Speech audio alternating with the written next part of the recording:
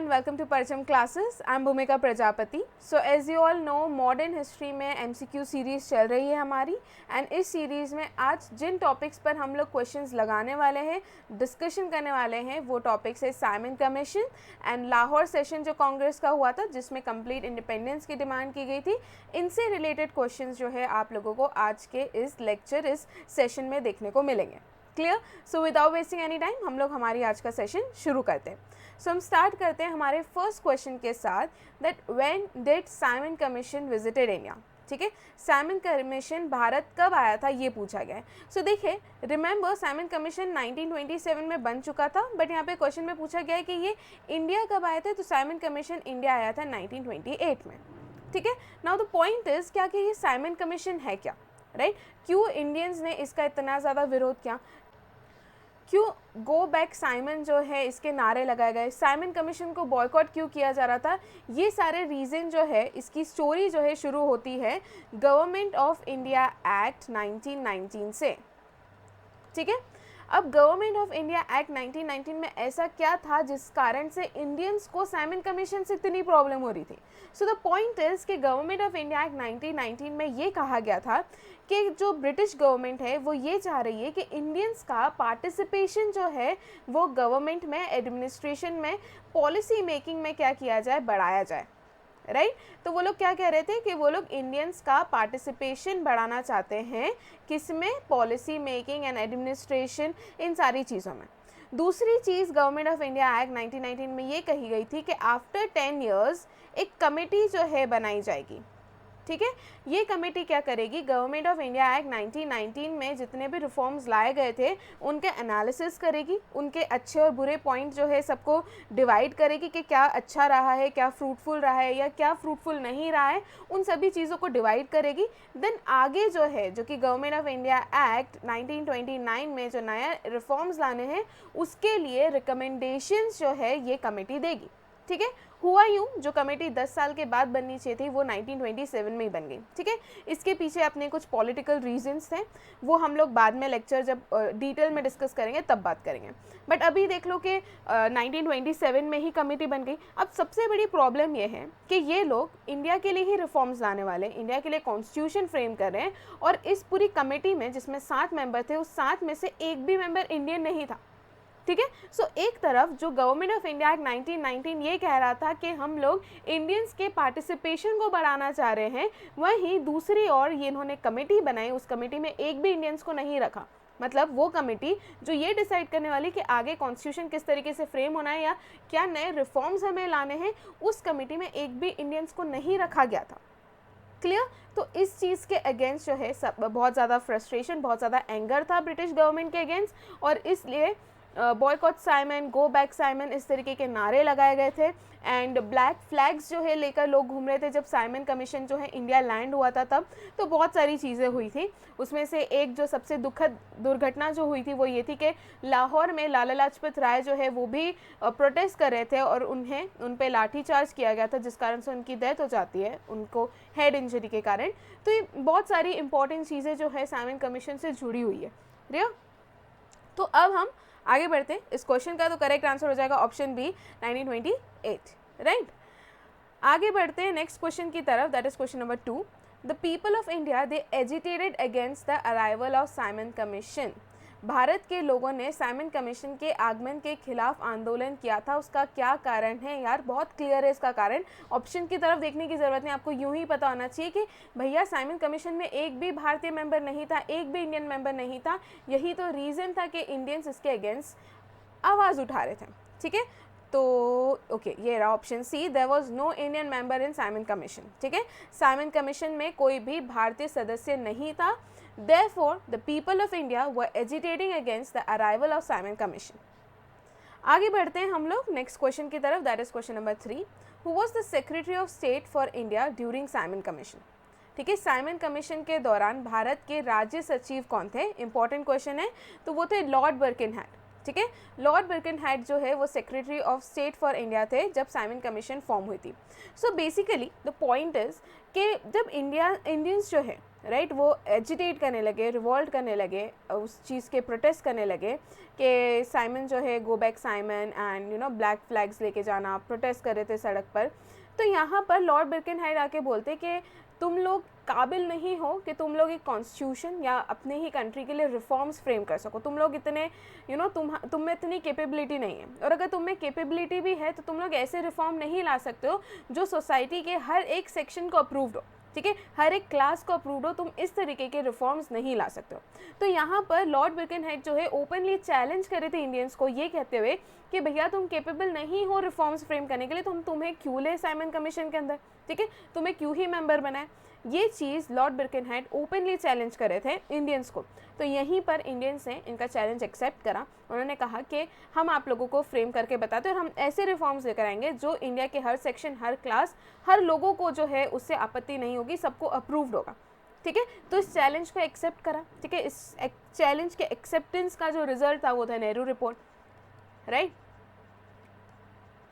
बस इसमें प्रॉब्लम यही आई, जो लॉर्ड बिरकेनहाइट ने कहा था कि तुम ऐसे रिफॉर्म्स नहीं ला सकते हो जो सभी को एक्सेप्टेबल हो, ये चीज़ हुई, ठीक है। मुस्लिम्स को नेहरू रिपोर्ट के बहुत सारे पॉइंट्स से जो है प्रॉब्लम थी, इसलिए मोहम्मद अली जिन्ना जो है वो अपने खुद की उन्होंने रिपोर्ट फ्रेम करी, दैट इज़ जिन्नास 14 पॉइंट। सो यहाँ पर हो यूँ गया कि नेहरू रिपोर्ट भी बन गई, ठीक है। नेहरू रिपोर्ट भी इंडियन नेशनल कांग्रेस ने अपनी पूरी एक रिफॉर्म्स की लिस्ट तैयार कर ली कि हमें हमारे फ्यूचर में, हमारे कॉन्स्टिट्यूशन में रिफॉर्म्स, हमको ये चीज़ चाहिए। जिन्ना अपने अलग 14 पॉइंट के साथ आ गया, ठीक है। और साइमन कमीशन ने भी अपनी रिपोर्ट बना ली। तो यहाँ पर अब ब्रिटिश गवर्नमेंट के पास 3 रिपोर्ट आ चुकी थी, ठीक है। एक वो जो साइमन कमीशन ने रिपोर्ट प्रिपेयर करी है, दूसरी नेहरू रिपोर्ट, और तीसरी जो है जिन्ना के 14 पॉइंट। अब यहाँ पर ये हो गया कि यार तीनों चीज़ आ गई है, अब सिर्फ साइमन कमीशन की रिपोर्ट के बेसिस पर फिर से रिफॉर्म्स लेकर आ जाएंगे तो इंडिया में फिर से लोग प्रोटेस्ट करने आ जाएंगे। इसलिए ब्रिटिश गवर्नमेंट ने ये डिसाइड करा कि ऐसा करते हैं, अब तीनों की रिपोर्ट हम रखते हैं, आप लोग हमसे आके मिलिए लंदन में।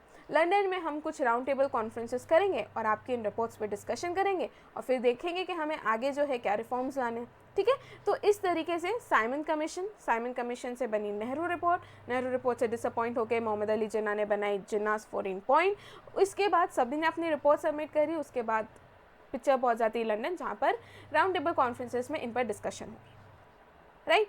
तो अभी क्वेश्चन क्या पूछा था मैंने कि who was the secretary of state for India during Simon commission, तो वो थे लॉर्ड बिरकेनहाइट, ठीक है।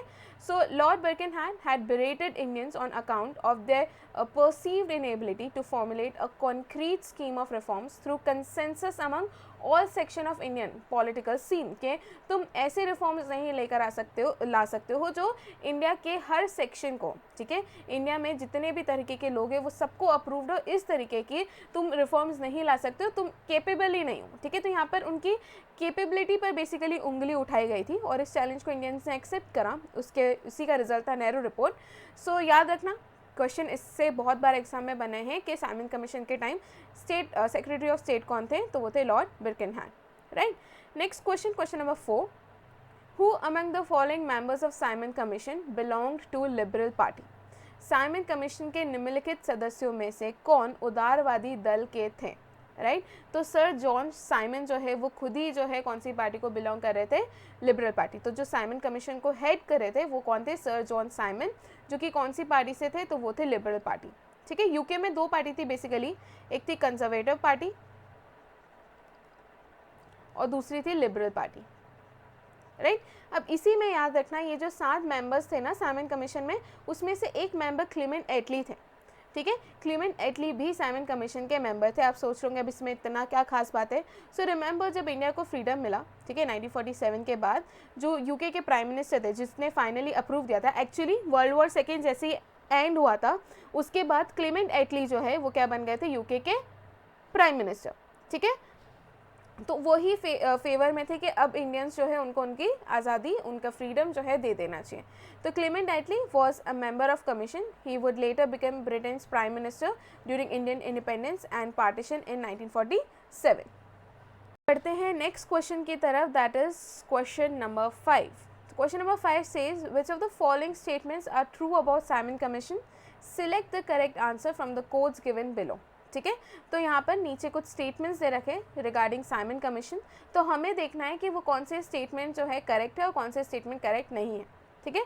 First statement, it was appointed to inquire into the working of 1919 act, ठीक है। हाँ, इसलिए लाया गया था साइमन कमीशन को ताकि जो भी वर्किंग है, जो एनालिसिस है गवर्नमेंट ऑफ इंडिया एक्ट 1919 का, वो किया जा सके। तो फर्स्ट स्टेटमेंट क्या है, सही है। हिंदी में देख लेते हैं, इसे 1919 के अधिनियम की कार्यप्रणाली की जांच करने के लिए नियुक्त किया गया था, तो ये चीज़ सही है, right. Next point, it was headed by sir John Simon, तो साइमन कमीशन को कौन हेड कर रहे थे, सर जॉन साइमन ही हेड कर रहे थे, तो इसकी अध्यक्षता सर जॉन साइमन ने की थी, तो सेकंड स्टेटमेंट भी सही हो जाता है। It recommended a federal form of government, ठीक है, साइमन कमीशन ने फेडरल फॉर्म ऑफ गवर्नमेंट जो है रिकमेंड करा था, तो ये पॉइंट भी सही है और इससे बहुत बार आपको एग्जाम में क्वेश्चन देखने को मिला है, ठीक है। सो साइमन कमीशन ने इसने सरकार के एक संघीय स्वरूप की सिफारिश करी थी, that is federal form of government जो है ये रिकमेंड करा था, तो ये वाला स्टेटमेंट भी सही है। It was opposed by Indian leaders, तो क्या साइमन कमीशन को अपोज करे थे इंडियन लीडर्स, ऑब्वियसली करे थे, तो फोर्थ पॉइंट भी क्या है, सही है। तो यहाँ पे पता चल रहा है 1, 2, 3 एंड 4 सभी सही है, तो इसका करेक्ट आंसर होना चाहिए all of the above, that is option D, right. Next question की तरफ आगे बढ़े, that is question number 6, with reference to Simon Commission's recommendation, which one of the following statement is correct, ठीक है। Simon commission ने अलग अलग recommendations दी थी, इसने पूछा है कि नीचे 4 स्टेटमेंट दिए, इन 4 में से कौन से रिकमेंडेशन जो है सही है, ठीक है। पहली रिकमेंडेशन देखो, एक तो मैं बता चुकी हूँ ऑलरेडी, पहले ही उन्होंने फेडरल फॉर्म ऑफ गवर्नमेंट के रिकमेंडेशन दी थी, और देख लेते हैं यहाँ पर पहली रिकमेंडेशन देखते हैं, it recommended the replacement of dyarchy with responsible government in provinces, ठीक है। तो यहाँ पर हमको करेक्ट ढूंढना था और हमको यहाँ पर ऑप्शन ए में ही करेक्ट वाला मिल गया है, ठीक है। उन्होंने कहा था, साइमन कमीशन ने ये कहा, देखिए जो डायरकी इंट्रोड्यूस की गई थी प्रोविंशियल लेवल पर through government of India act 1919, लोग इससे बिल्कुल भी खुश नहीं थे, ठीक है। तो यहाँ पर साइमन कमीशन ने एनालिसिस करने के बाद बताया कि हमें ये जो डायरकी इंट्रोड्यूस की गई है प्रोविंसेस में, इसको रिप्लेस कर देना चाहिए विद रिस्पॉन्सिबल गवर्नमेंट, राइट। तो यहाँ पर फर्स्ट स्टेटमेंट जो है सही है, because it was one of the recommendations which was made by Simon Commission, ठीक है। तो इसने प्रांतों में द्वैध शासन को जिम्मेदार सरकार के साथ बदलने की सिफारिश करी थी, दैट इज डायरकी को जिम्मेदार शासन, दैट इज रिस्पॉन्सिबल गवर्नमेंट के साथ रिप्लेस करने की बात कही गई थी साइमन कमीशन में, तो इसका करेक्ट आंसर हो जाएगा option A. Next question, question number 7, Lala Lajpat Rai was injured, ठीक है। हम सभी जानते हैं, अभी मैं स्टार्टिंग में बता दूँ कि साइमन कमीशन के अगेंस्ट प्रोटेस्ट कर रहे थे वो लाहौर में, जहाँ पर लाठी चार्ज के कारण, ठीक है, उनके सर पर एक डंडा मार दिया गया था और उन्हें हेड इंजरी हो गई थी, जिस कारण से उनकी डेथ हो जाती है, तो इसका करेक्ट आंसर है option A, a lathi charge in protest to Simon Commission. अब यहाँ पर आप लोगों के लिए क्वेश्चन आ जाता है, आप कमेंट सेक्शन में बताइए कि वो कौन से पुलिसमैन थे, उनका नाम क्या था जिन्होंने लाठी चार्ज करने के ऑर्डर्स दिए थे, ठीक है। तो उनका नाम आप लोग मुझे बताएंगे कमेंट सेक्शन में। Next question, question number 8, to whom was the title of Punjab Kesari conferred, Punjab Kesari की उपाधि किसे प्रदान की गई थी, तो ये इंपॉर्टेंट है और आई गेस आप सभी को पता होगा ये, इसका करेक्ट आंसर है लाला लाजपत राय, ठीक है। एक और क्वेश्चन पूछ लेती हूँ, केसरी हिंद की टाइटल जो है किसको दिया गया था, ठीक है, ब्रिटिश गवर्नमेंट ने दिया था, one of the most prominent political leaders in India, ठीक है, वो कौन थे जिनको केसरी हिंद टाइटल दिया गया था, ठीक है। तो एक क्वेश्चन मैंने पूछा है कि लाठीचार्ज का ऑर्डर किसने दिया था, ठीक है, जिस कारण से लाला लाजपत राय की डेथ हो जाती है, एक क्वेश्चन ये पूछा है। दूसरा मैंने ये पूछा है कि केसरी हिंद टाइटल किसको मिला था, क्लियर। आगे बढ़ते हैं हमारे नेक्स्ट क्वेश्चन की तरफ, question number 9, Nehru report was prepared by, ये किसके द्वारा तैयार की गई थी, तो ये मोतीलाल नेहरू ने प्रिपेयर करी थी, ठीक है। तो ऑप्शन ए इसका करेक्ट आंसर हो जाता है। Next question, question number 10, who among the following had demanded first dominion status for India, निम्नलिखित में से किसने भारत के लिए प्रथम डोमिनेंट स्टेटस जो है इसकी मांग की थी, ठीक है। तो डोमिनियन स्टेटस की मांग जो है किसने करी थी, ये पूछा गया है फॉर द फर्स्ट टाइम। सो अगर एग्जैक्टली देखा जाए तो मोतीलाल नेहरू के साथ अगर गोविंद वल्लभ पंत नहीं होता तो इसका करेक्ट आंसर होता बी, मोतीलाल नेहरू ने पहली बार डोमिनियन स्टेटस जो है उसकी डिमांड अपनी नेहरू रिपोर्ट में करी थी, ठीक है। बट बिकॉज यहाँ पर गोविंद वल्लभ पंत जो है मोतीलाल नेहरू के नाम से जुड़े हुए, तो इसलिए हम ऑप्शन बी को नहीं मार्क कर सकते, ठीक है। इससे इसका करेक्ट आंसर हो जाएगा option C, sir Tej Bahadur Sapru and Jayakar, इन लोगों ने डिमांड करी थी बिकॉज ये लोग भी क्या थे, जो कमेटी बनाई गई थी जो कि नेहरू रिपोर्ट को का ड्राफ्ट को पूरा प्रिपेयर करी थी, उसमें ये लोग भी मेंबर्स थे। तो इसलिए आप क्या इसका करेक्ट आंसर मार्क करेंगे, सर तेज बहादुर सप्रू एंड जयकार, राइट। आगे बढ़ते हैं नेक्स्ट क्वेश्चन की तरफ। क्वेश्चन नंबर 11, यहाँ पर आप लोगों को ये जो टेबल दिख रहा है इसमें आप लोगों को एडिशनल डिटेल्स मिल जाएगी जो मैं ऑलरेडी आप लोगों को बोल चुकी हूँ, right. Next question, that is question number 11, with reference to period of Indian freedom struggle, which of the following was recommended by Nehru report। ठीक है, भारतीय स्वतंत्रता संग्राम के कालखंड के संदर्भ में नेहरू रिपोर्ट द्वारा निम्नलिखित में से किसकी सिफारिश की गई थी। पहला स्टेटमेंट दे रखा है कंप्लीट इंडिपेंडेंस ऑफ इंडिया। क्या कंप्लीट इंडिपेंडेंस ऑफ इंडिया की डिमांड की गई थी नेहरू रिपोर्ट में? कतई नहीं। ठीक है, नेहरू रिपोर्ट में डोमिनियन स्टेटस जो है क्लियरली लिखा गया था कि हमको क्या चाहिए, डोमिनियन स्टेटस चाहिए, और इसी चीज़ से काफ़ी ज़्यादा डिसअपॉइंट हुए थे जवाहरलाल नेहरू एंड सुभाष चंद्र बोस। उन लोगों का मानना था कि इतना टाइम हो गया है, ठीक है, अब भी आप लोग डोमिनियन स्टेटस की डिमांड कर रहे हो। ये डोमिनियन स्टेटस की डिमांड करना इट्स लाइक कि एक स्टेप पीछे लेना। ठीक है, अब जो है हाई टाइम आ चुका है, हमें कंप्लीट इंडिपेंडेंस की डिमांड करनी चाहिए, बट आप फिर भी डोमिनियन स्टेटस की डिमांड कर रहे हो, राइट। तो इस चीज़ से काफ़ी ज़्यादा डिसअपॉइंट हुए थे जवाहरलाल नेहरू एंड सुभाष चंद्र बोस, और इसलिए उन्होंने इंडिपेंडेंस इंडिया लीग जो है एक ऑर्गेनाइजेशन जो है इस्टेब्लिश करा था दोनों ने मिलकर। तो वो चीज़ भी हम आगे देखेंगे। ठीक है, तो फर्स्ट स्टेटमेंट तो यहाँ पर हो गया गलत। Second, joint electorates for reservation of seats for minorities. ठीक है, नेहरू रिपोर्ट में ये वाला पॉइंट एक था जिसमें कहा था कि जो भी माइनॉरिटीज़ हैं उन लोगों के लिए जॉइंट इलेक्टोरेट्स जो है रखा जाएगा। ठीक है, सीट्स रखी जाएगी। Provision of fundamental rights for people of India in the constitution, ये वाला पॉइंट भी सही है। तो सिर्फ फर्स्ट गलत है, सेकेंड और थर्ड सही है, तो ऑप्शन बी हो जाता है। ठीक है, एक बार मैं हिंदी में बता देती हूँ। भारत की पूर्ण स्वतंत्रता की बात जो है नेहरू रिपोर्ट में नहीं की गई थी, तो फर्स्ट गलत हो जाता है। सेकेंड, अल्पसंख्यकों के लिए सीटों के आरक्षण के लिए संयुक्त निर्वाचक दैट इज जॉइंट इलेक्टोरेट जो है मंडल की यहाँ पर बात की गई थी, तो सेकेंड स्टेटमेंट सही है। और संविधान में भारतीयों के लिए मौलिक अधिकार दैट इज फंडामेंटल राइट्स जो है इसका भी प्रावधान रखा गया था, तो ये भी सही है। तो 2 और 3 सही है, तो करेक्ट आंसर हो जाएगा ऑप्शन बी। नेक्स्ट क्वेश्चन से पहले यहाँ पर कुछ की पॉइंट्स आप लोग देख लीजिए नेहरू रिपोर्ट के कि किन किन चीज़ों की आखिर जो है डिमांड की गई थी। तो सबसे पहले और सबसे इंपॉर्टेंट चीज़ यहाँ पे डोमिनियन स्टेटस की बात की गई थी कि इंडिया जो है उसे डोमिनियन स्टेटस दिया जाएगा। This means independence within the British commonwealth, right. India will be a federation which shall have a bicameral legislature at the centre. एक फेडरेशन होगा जिसमें एक बाईकैमरल लेजिस्लेचर होगा सेंटर में, एंड मिनिस्ट्री जो है वो रिस्पॉन्सिबल होगी जो भी लॉ मेकिंग चीज़ें हैं उसके लिए। जो गवर्नर जनरल है इंडिया का would be the constitutional head of India and will have the same powers as the British crown.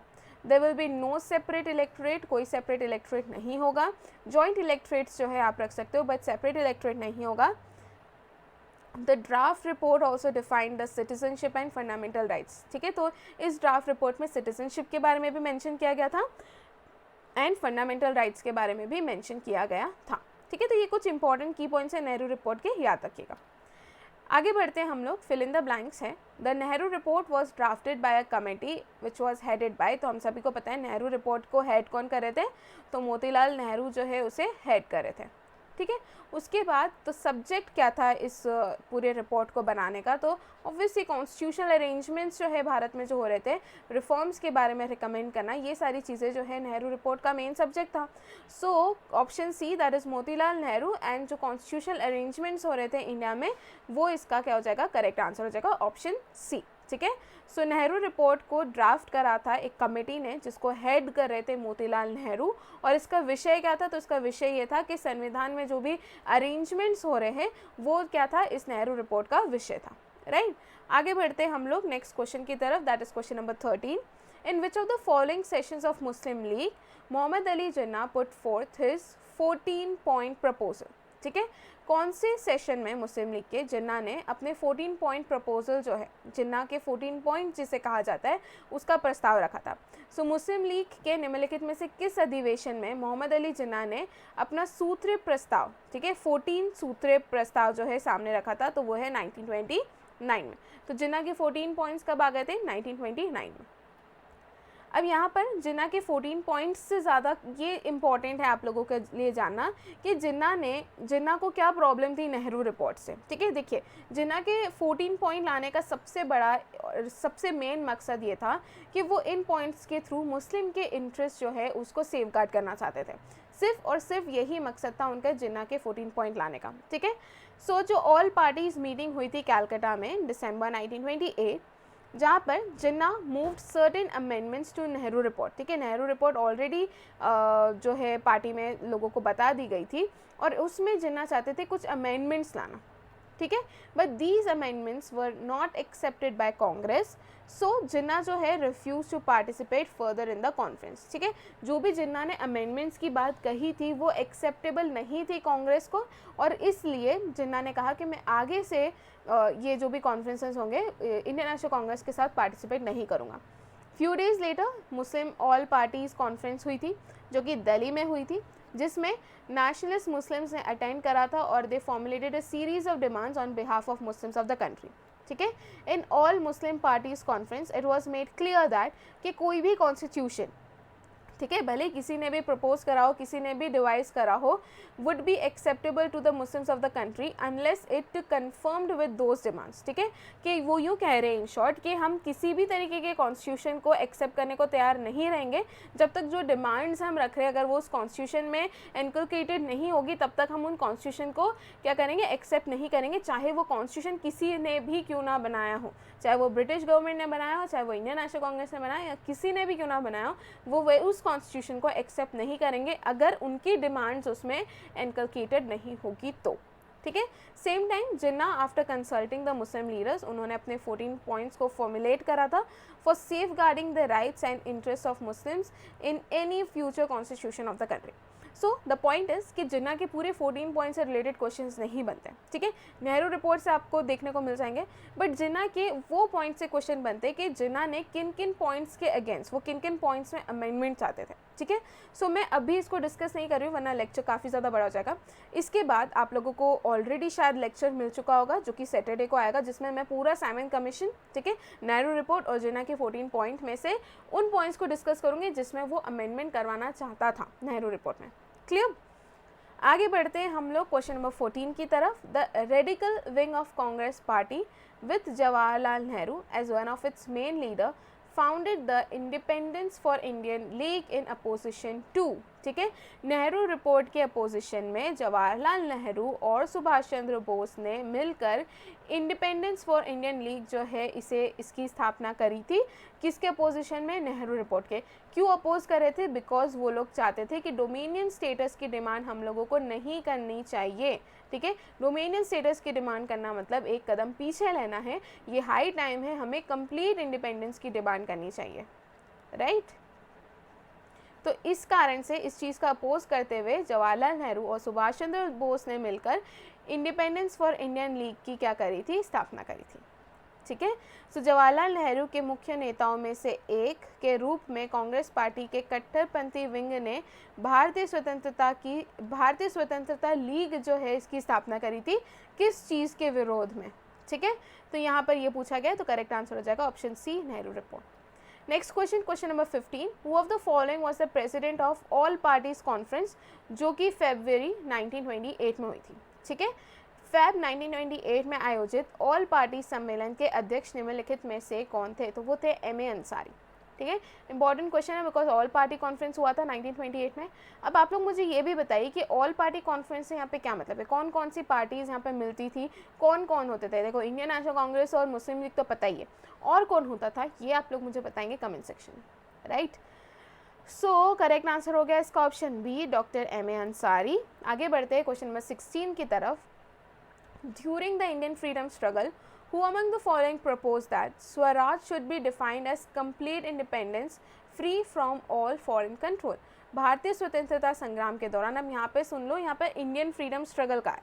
ठीक है, इंडियन फ्रीडम स्ट्रगल के टाइम पर, ठीक है, निम्नलिखित में से किसने प्रस्तावित किया था कि स्वराज को सभी विदेशी नियंत्रण से मुक्त पूर्ण स्वतंत्रता के रूप में परिभाषित किया जाना चाहिए? तो वो थे मौलाना हजरत मोहानी। ठीक है, मौलाना हसरत मोहानी ने ये प्रपोज करा था कि स्वराज जो है इसे कंप्लीट इंडिपेंडेंस की तरह डिफाइन करना चाहिए and it should be free from all foreign control. ये जो बात उन्होंने कही थी 1921 में कही थी when he was presiding over the session of All India Muslim League in Lucknow. ठीक है, तो इसका करेक्ट आंसर क्या हो जाएगा? ऑप्शन बी, मौलाना हसरत मोहानी। नेक्स्ट क्वेश्चन की तरफ बढ़ते हैं। Question number 17, the proposal of Purna Swaraj was pass in Lahore Congress in which year. ठीक है, सो लाहौर में इंडियन नेशनल कांग्रेस का सेशन हो रहा था दिसंबर में, वहीं पर पूर्ण स्वराज जो है that is complete independence proposal जो है पास किया गया था। ये कौन से ईयर की बात है? तो ये हुआ था 1929 में। ठीक है, Lahore Indian National Congress session पूर्ण Swaraj 1929। Next question, who among the following was the president of Indian National Congress when the resolution of पूर्ण स्वराज was passed? निम्नलिखित में से कौन भारतीय राष्ट्रीय कांग्रेस के अध्यक्ष थे जब पूर्ण स्वराज का प्रस्ताव पारित किया गया था? तो वो थे जवाहरलाल नेहरू। ठीक है, सो 1929 का जो लाहौर सेशन था जिसमें Purna Swaraj complete independence resolution was pass, उस समय इंडियन नेशनल कांग्रेस सेशन को प्रिसाइड कौन कर रहे थे? तो वो थे Jawaharlal Nehru. Right, next question, question number 19, who hoisted the Indian flag at midnight of December 31, 1929? ठीक है, 31 दिसंबर 1929 की मध्य रात्रि में भारतीय ध्वज को किसने फहराया था? तो वही उन्होंने ही फहराया था जो कि उस सेशन को प्रिसाइड कर रहे थे उस समय, दैट इज जवाहरलाल नेहरू। ठीक है, next question, question number 20, which of the following was not included in the resolutions of Lahore session of Congress in 1929? ठीक है, इनमें से कौन से पॉइंट्स को इंक्लूड नहीं किया गया था लाहौर सेशन के जितने भी रेजोल्यूशंस थे उसमें? ठीक है, 1929 में कांग्रेस के लाहौर अधिवेशन के प्रस्तावों में निम्नलिखित में से किसे शामिल नहीं किया गया था? पहला पॉइंट है डिक्लेरेशन ऑफ फॉरेन पॉलिसी। तो भारत की विदेश नीति की घोषणा जो है इसमें की गई थी। जो लाहौर सेशन हुआ था कांग्रेस का, उसमें इंडियन फॉरेन पॉलिसी के बारे में बात की गई थी, तो फर्स्ट स्टेटमेंट सही है।